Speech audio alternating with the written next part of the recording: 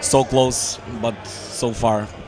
Yeah, I think we fight until the end. It was really strong game. We was expecting this. We give all what we have, and it was not enough. They keep the ball in the hand so long time, and they win. What do you think decided this game?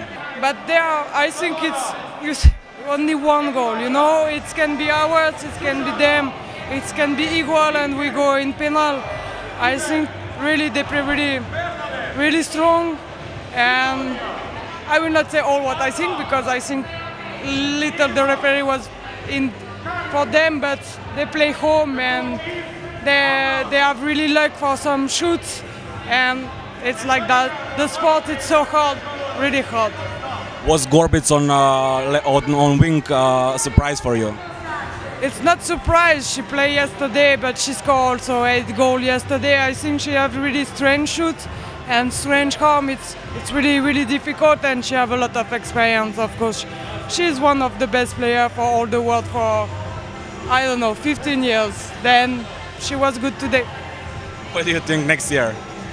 I won't win. I will never go from Vardar until we will win.